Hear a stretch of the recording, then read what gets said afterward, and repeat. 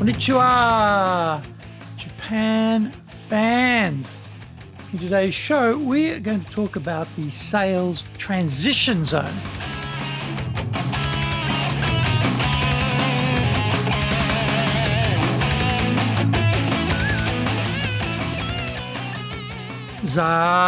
Eigo desu. それでは行きましょう. So let's get going. This is the fourth year of the Sales Japan Series podcast, and we are broadcasting around the world from the Beverly Hills of Japan, Minato-ku. It is Chic Central. I'm your host, Dr. Greg Story, your corporate coaching and training guide committed to your success, the president of Dale Carnegie Training Japan, the best-selling author, Japan Sales Mastery and Japan Business Mastery, and my new book, Japan Presentations Mastery, will be released shortly. In this podcast, I want to help you to survive COVID-19. Don't forget to subscribe and share this podcast with your family, friends, and colleagues. We are not being sponsored by Libsyn, but we value your privacy, which is why we have our podcast hosted by Libsyn, who, unlike many other podcast hosts, have a strict policy that does not allow access to your private information by anyone. Here is our daily podcast lineup on iTunes. Mondays, the Cutting Edge Japan Business Show. Tuesdays, the Presentation Japan Series. Every second Tuesday, the Business Tatsujin no Oshie Show. Wednesdays, the Sales Japan Series. Thursdays, the Leadership Japan Series. And every second Thursday, the Business Pro Podcast Show. Fridays, the Japan Business Mastery Show. And Saturdays, Japan's top business interviews. This is episode number 252. Today we're talking about how to own the sales transition zone. New clients are so demanding. They want to hear what we have to offer and quickly find out how trustworthy we are. They don't want to be wasting their valuable time either. This can trigger some bad choices, though, for salespeople. Remember that the client playbook is not our playbook. We shouldn't fall into the trap of tracking along their preferred path. We have our job and they have their job, and both are highly specific. So we had better master ours if we want to really help our clients. There is a transition zone in sales, which is a make or break moment for salespeople. The new client doesn't know us, and we don't know them. Online or in person, there will always be some degree of small talk. By the way, Western versions of this small talk can be microscopic. I was reminded of this in a meeting with a Western president of a national company here. I had barely gotten out a few words of small talk when he hit me with the directive, "Okay, let's get straight down to business." After working here for so many years and adjusting to the Japanese style, I was a bit shocked. I was thinking to myself, oh yeah, that's how things are in sales in the West. What is going through the mind of the buyer? In most cases, it will be, how much is this going to cost me? They are fixated on price. In sales, we are thinking about the value trade for the price impost. From the outset, we are speaking two different languages. We need to address that gap right at the start and set the tone for our salesperson playbook version of how the meeting should run. After the initial pleasantries, we should outline the meeting agenda. We will mention why we are meeting, just to confirm we are both clear about how our time is going to be used. It might be, I appreciate Suzuki-san introducing us. She thought there might be some mutual benefit to meetings, so let's use our time together to explore what that might be. I thought we could look at what we do and how this may help you.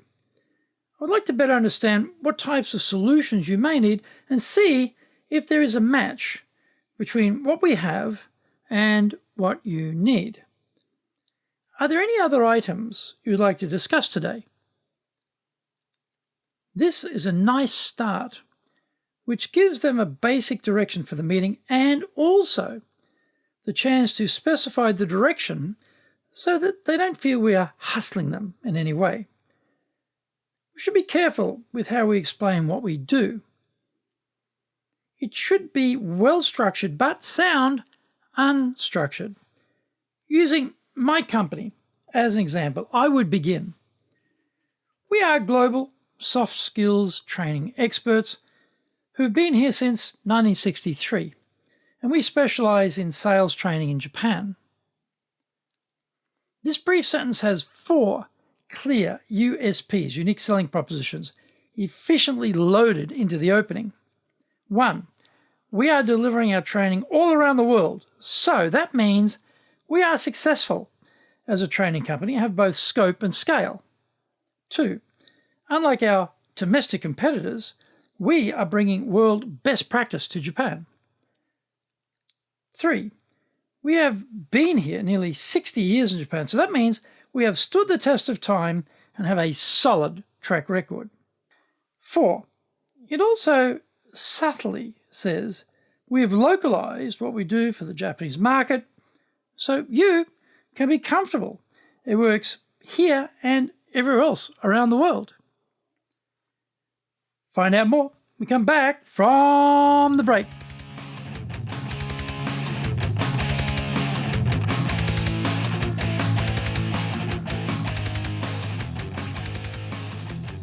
Our show today is brought to you by our public programs, but we also do custom-made in-house classes. Now, we do them in our super safe classroom, we do them live online, and we do them in Japanese, and we do them in English.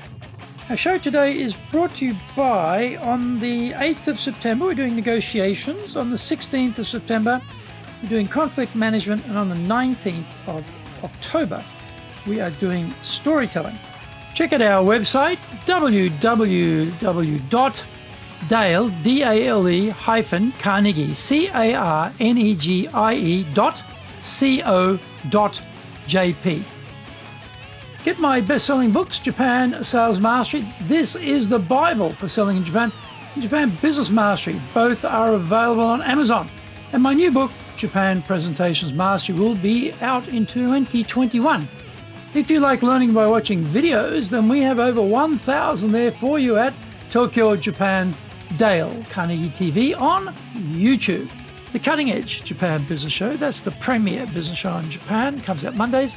Fridays, the Japan Business Mastery Show, and Saturdays, Japan's top business interviews, where I interview leaders in Japan from SMEs all the way up to the corporate captains of industry on one topic, leading in Japan. Now, every second Thursday, we release the Business Pro Television Show.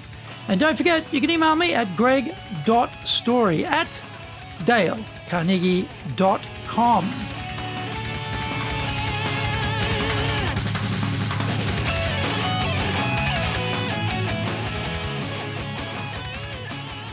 Welcome back. Next, I would say, recently we delivered some sales training for a company in your industry and had outstanding results. We measured salesperson confidence and it went up by an average of 40%. And they told us their sales revenue is increased by 18% in the first 6 months after the training. Here, as salespeople, we must bring strong proof that what we do works. We are noting a company similar to them, so the results are relevant for the client. The confidence increase and the revenue numbers are real numbers, which they can believe are true.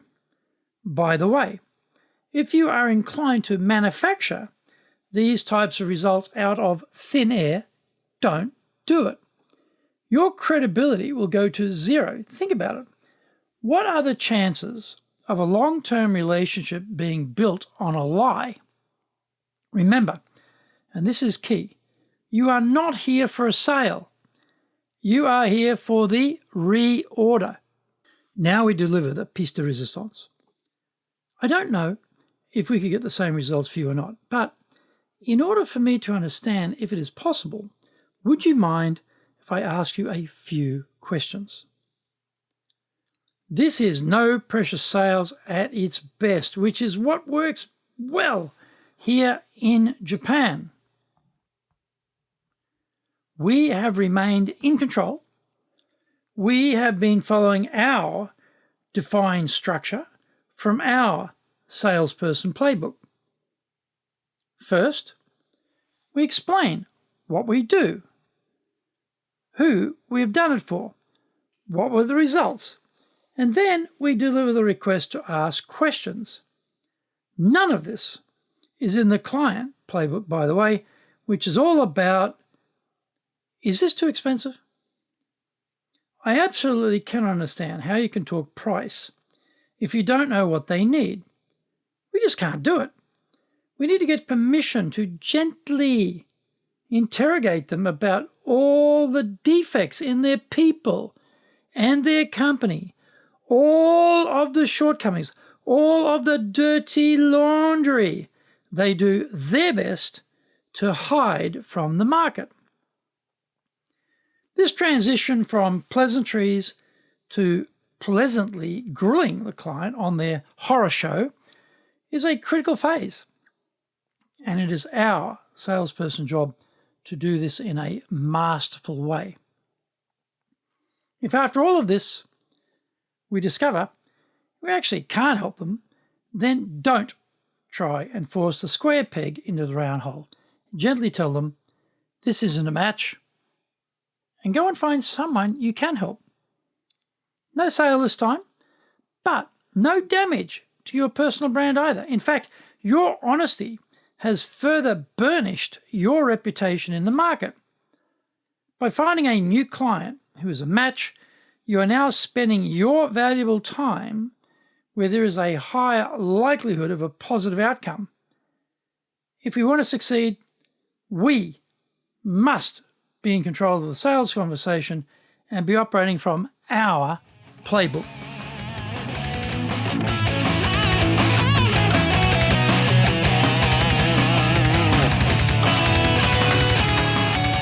Thank you for joining the Sales Japan series. If you found the program useful, please work on your karma and share it with your family, friends, and colleagues. Don't forget to subscribe and share this podcast.